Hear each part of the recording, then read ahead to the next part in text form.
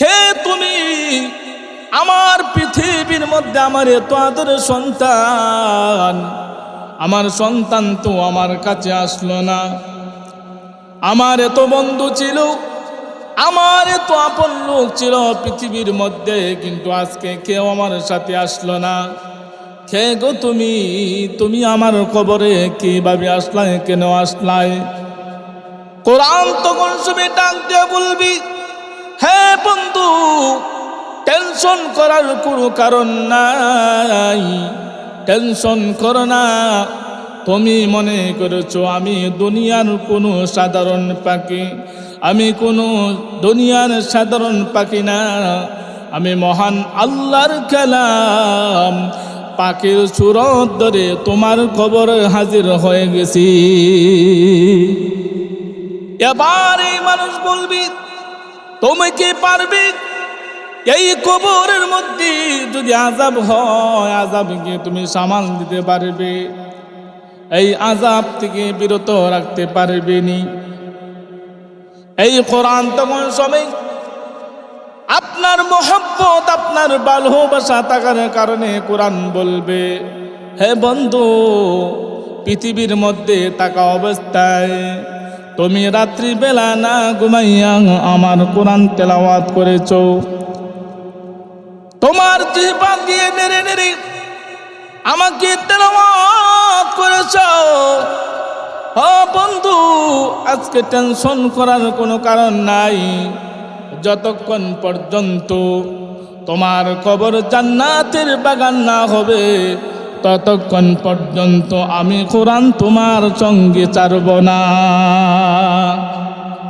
ভাইরা আমার, শুধু তাই নয়, এই কোরআন ডাক দেয়া বলবে, বন্ধুরে,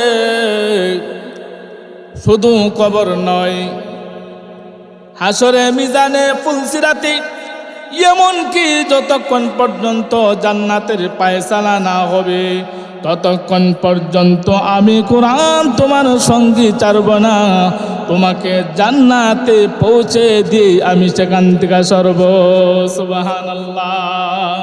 ভাইরা আমার, তাহলে লক্ষ্য করে শুনুন, গতকালও বলতেছিলাম এই কোরআনের সাথে মাসের সম্পর্ক হওয়ার কারণে এই মাসের দাম বেড়ে গেছে। এই কোরআনের সাথে সম্পর্ক, লাইলাতুল কদর নামে একটি রাত্রি আছে, ওই রাত্রির দাম আল্লাহ হাজার মাসের চাইতে দামি বানায় দিয়েছেন।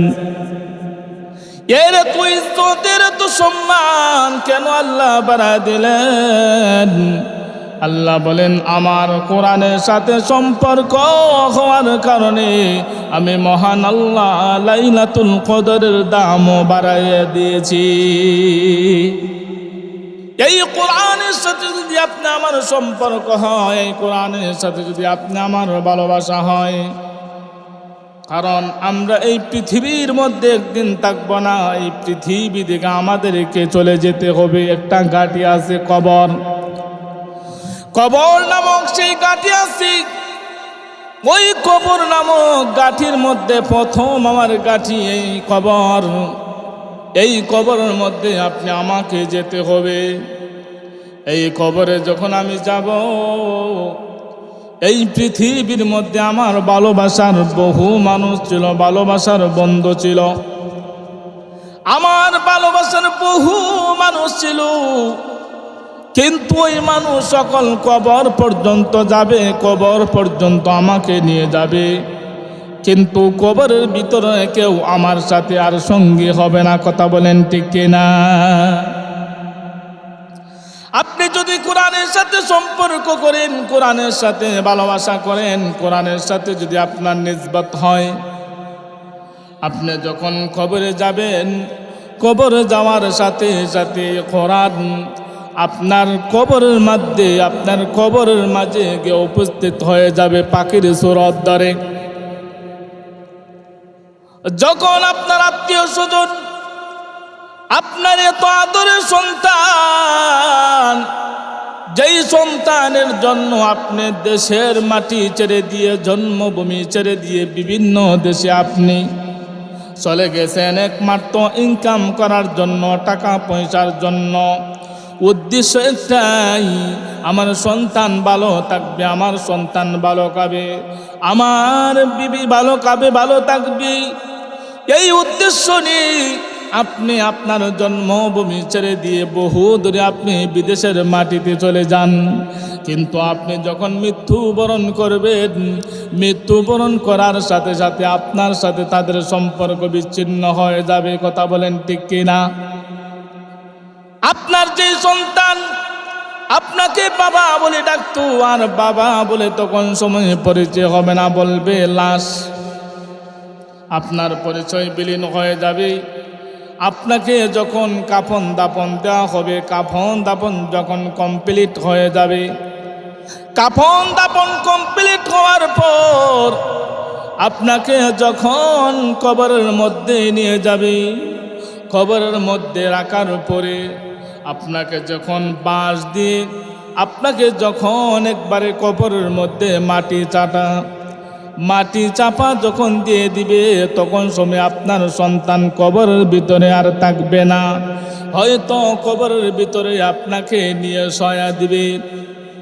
কিন্তু আপনি যখন এই কবরের মধ্যে একা একা থাকবেন, আপনি যদি কোরআনের সাথে সম্পর্ক করেন, কোরআনের সাথে ভালোবাসা করেন, কোরআনের সাথে আপনার যদি সম্পর্ক হয়ে যায়, নিসবত হয়ে যায়, এই কোরআন আপনার কবরে গিয়ে হাজির হয়ে যাবে। আপনি তখন শুনে বলবেন, কে তুমি? আমার পৃথিবীর মধ্যে আমার এত আদরের সন্তান, আমার সন্তান তো আমার কাছে আসলো না। আমার এত বন্ধু ছিল, আমার এত আপন লোক ছিল পৃথিবীর মধ্যে, কিন্তু আজকে কেউ আমার সাথে আসলো না। কে গো তুমি? তুমি আমার কবরে কিভাবে আসলাই, কেন আসলাই? কোরআন তখন শুনে ডাক দিয়ে বলবি, হ্যাঁ বন্ধু, টেনশন করার কোনো কারণ নাই, টেনশন করো না।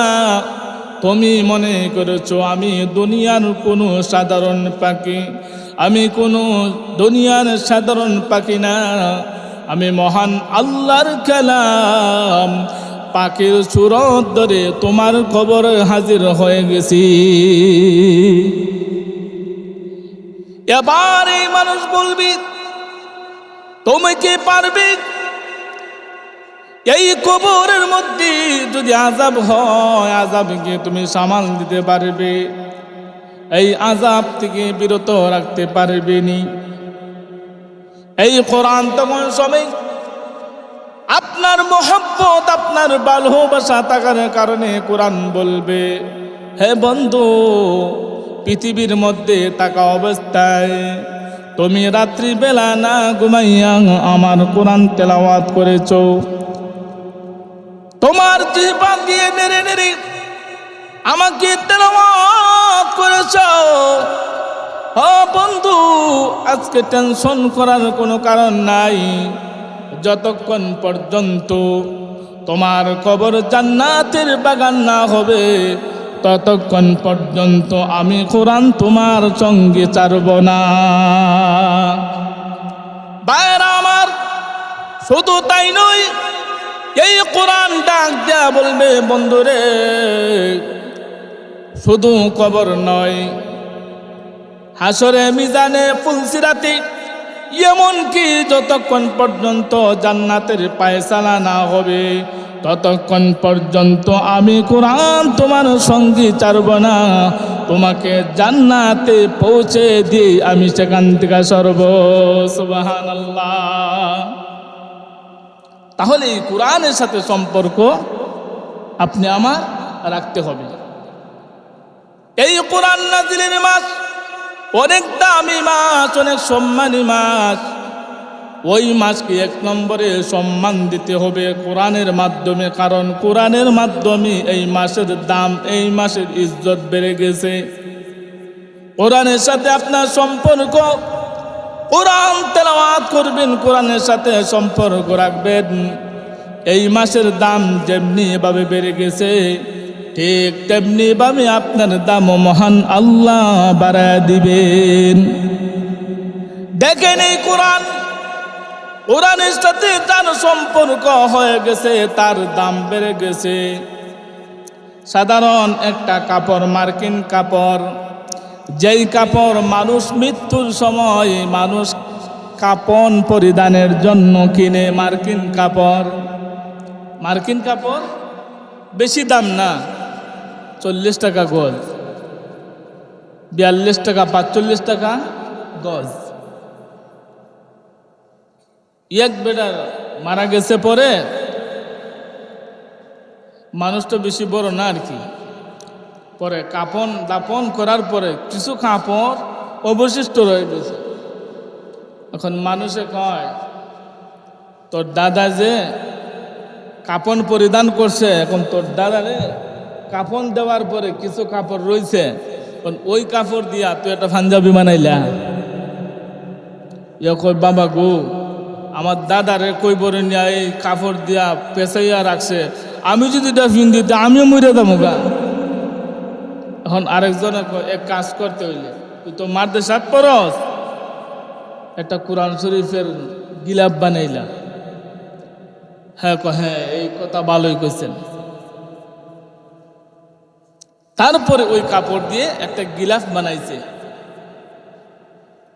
গিলাফ বানানোর পরে এখন কাপড়টা ছিল কোথায়? নিচে, কিন্তু গিলাফ বানানোর পরে কাপড়টা এসে গেছে তার বুকে। সুবহানাল্লাহ। ভাইরা আমার, তাহলে লক্ষ্য করে শুনুন, এই কোরআনের সাথে ওই মার্কিন কাপড়, যেই কাপড়ের দাম নাই, মানুষ জীবনের শেষ জিন্দেগিতে মানুষ ব্যবহার করে কাপড়ের জন্য। এই কাপড় দিয়ে মানুষ পাঞ্জাবিও বানায় না, শার্টও বানায় না, তার গায়ের জন্য কোনো কাপড় বানায় না, এত কম দামি কাপড়। কিন্তু ওই কাপড়টা যখন কোরআন শরীফের সাথে যখন নিসবত হয়ে যায়, কোরআন শরীফের সাথে যখন তার সম্পর্ক হয়ে যায়, তখন সময় ওই কাফনের গিলাফ দিয়ে মানুষ বুকে নিয়ে জড়াইয়া ধরে চুমুকায়। দেখেন, ওই কোরআনের সাথে সম্পর্ক থাকার কারণে ওই কাপড়ের কাপড়টা কত ইজ্জত বলা হয়ে গেছে, কত সম্মান বলা হয়ে গেছে, যে ওই কাপড়ের দাম কম। মানুষ ওই কাপড় দিয়ে পাঞ্জাবি বানায় না, ওই কাপড় দিয়ে মানুষ শার্ট বানায় না, কোনো বস্তু বানায় না। কিন্তু ওই কাপড় যখন কোরআন শরীফের সাথে লেগে গেছে, তখন ওই কাপড় মানুষ বুকে জড়ায় ধরে। কথা বলেন ঠিক কিনা?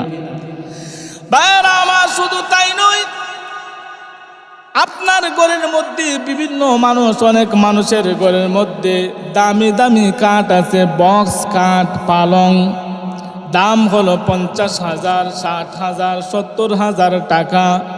এটাতে আপনি কয়দিন সুমাইছেন? এত দামি কাঠ আপনি কি ঘুমাবার আগে গিয়ে একটা সুমা দেন? একটা সুমা দেয় ঘুমাই, ঘুম থেকে ওইটাকে একটা সুমা দেন। এত দামের কাঠ আমার, এত টাকার দামের, এত টাকার আমার পালংটা, একটা সুমাই দেয় ঘুমাই? জীবনে কেউ সুমা দেয়? কিন্তু দেখেন, ওই কাঠ, এত দামি কাঠ হওয়ার পরেও কোনোদিন মানুষ চমকায় না। ওই কাঠের দাম, পালঙ্গের দাম 70,000, 80,000 টাকা। এত দামি কাঠ হওয়ার পরেও মানুষ কোনোদিন এটাকে চমকায় না, পা যদি লাগে কোনোদিন সালামও করে না। দাম তো অনেক বেশি। কিন্তু সাধারণ রিহাল মাত্র 200 টাকা, 250 টাকা দামের রেহাল। এই কাঠটা দিয়ে রেহাল বানানোর কারণে এটার এত ইজ্জত, এত সম্মান বেড়ে গেছে। কোরআন শরীফে রাখার জন্য রেহাল বানানো হয়েছে মাত্র 200 টাকা, 250 টাকা, 300 টাকা। কিন্তু এটার দাম মানুষের কাছে এত সম্মান, এত ইজ্জত ওয়ালা হয়ে গেছে। ওই কাঠের মধ্যে যদি, এই রেহালের মধ্যে যদি পা লাগে, মানুষ যদি ইমানদার হয়, সাথে সাথে এই রেহাল নিয়ে বুকে জড়ায়া ধরে চুমুকাইতে থাকে। দাম কত? 300 টাকা, 200 টাকা দিয়েই রেহাল পাওয়া যায়। আপনার ঘরের মধ্যে 70-80 হাজার টাকা, লক্ষ টাকা দামের বক্স কাঠ আছে, বক্স পালং আছে, কিন্তু এটাকে কোনোদিন প্রতিদিন আপনি পা লাগায়া ঘুমাইতেছেন, কিন্তু কোনোদিন এটাকে চুমুকাইতেছেন না, কোনোদিন ধরতেছেন না। কিন্তু রিহাল, সাধারণ রিহাল মাত্র 200 টাকা, 250 টাকা, কিন্তু এটার দাম বেড়ে গেছে একমাত্র কোরআনের জন্য। সুবহানাল্লাহ। তাহলে ভাইরা শুনুন, এই কোরআনের সাথে সম্পর্ক হওয়ার কারণে, কোরআনের সাথে নিসবত হওয়ার কারণে এই কাঠের দাম বেড়ে গেছে। মহান আল্লাহ রব্বুল আলামিন বলেন, পৃথিবীর মানুষেরা রে, এই কোরআনের সাথে যদি তুমি সম্পর্ক করে পেলো, আমি মহান আল্লাহ তোমার দাম হাজার হাজার কোটি গুণ বাড়াইয়া দিব। সেজন্য এই কোরআনের সাথে আমার সম্পর্ক করতে হবে। এই কোরআনের সাথে সম্পর্ক করব, এই কোরআনের জন্য আপনি আমার নবী, মায়ার নবী, মদিনার নবী রক্ত ঝরেছেন উহুদের ময়দানে, তায়েফের ময়দানে, মক্কার অলিতে গলিতে এই কোরআনের দাওয়াত যখন দিতেছেন, এই কোরআনের দাওয়াত যখন দিয়েছেন, কাফের কুফার বেঈমান আল্লাহর নবীকে কত নির্যাতন করেছে, কিন্তু এই কোরআন ছাড়েন নাই, কোরআন ছাড়েন নাই। এই কোরআনকে আল্লাহর নবী উম্মতদের কাছে এমনভাবে প্রতিষ্ঠিত করে রেখে গেলেন, কারণ নবীজি উম্মতদের কাছে এজন্যই রেখে গিয়েছেন, এই কোরআনের মাধ্যমে নবীজির উম্মত দামি হয়ে যাবে। নবীজি এই কোরআনের দাওয়াত মক্কার অলিতে গলিতে এই কোরআনের দাওয়াত দেওয়ার কারণে কাফের কুফার বেঈমান কত রকমের নির্যাতন আর অপমান করছি, কিন্তু আল্লাহর নবী কোনোদিন কোরআনের দাওয়াত ছাড়েন নাই। এই কোরআন কোথায় ছিল? এই কোরআন ছিল লাউহে মাহফুজের মধ্যে। মহান আল্লাহ রব্বুল আলামিন এই কোরআনকে লাউহে মাহফুজের মধ্যে সংরক্ষণ করে রেখেছিলেন। এই কোরআন পৃথিবীর মধ্যে আজ থেকে 1400 বছর আগে কোরআন এখানে পৃথিবীর মধ্যে নাজিল হয়েছে, আগমন করেছে।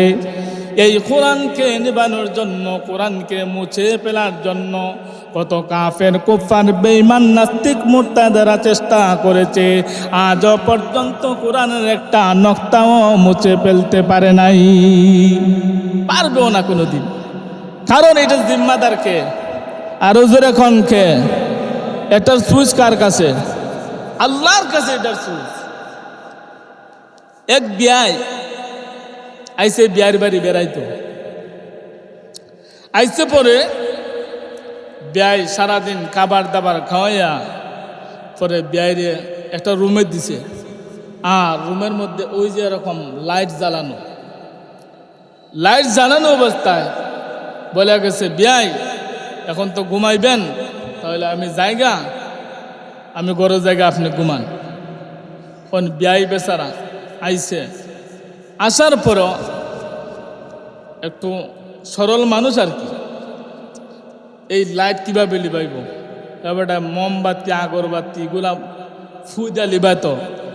বেড়া টুলের উপরে চেয়ার তুললা, চেয়ারের উপরে একটা টুল দিয়া বেটা উপরে গিয়া দিতাছে, লাইট লিবাইতো। আচ্ছা বলেন তো এই লাইট লিবানি সম্ভব? আরো জোরে কোন সম্ভব?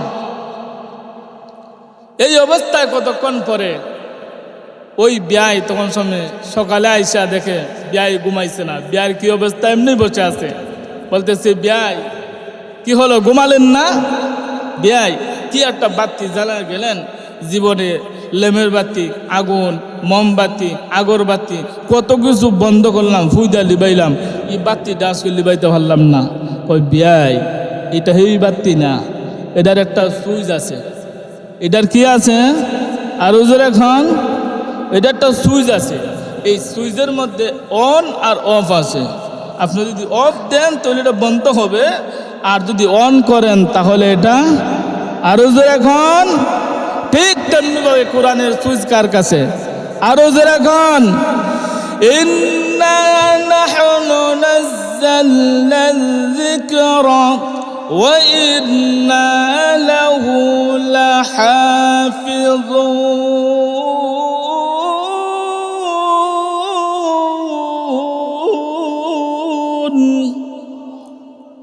আল্লাহ রাব্বুল আলামিন বলেন, পৃথিবীর মানুষেরা রে, এই কোরআন আমি আল্লাহ নাজিল করেছি এবং এই কোরআনের জিম্মাদার স্বয়ং আমি আল্লাহর হাতে রেখে দিয়েছি। তাহলে ভাইরা আমার, এই কোরআনের জিম্মাদার স্বয়ং আল্লাহ।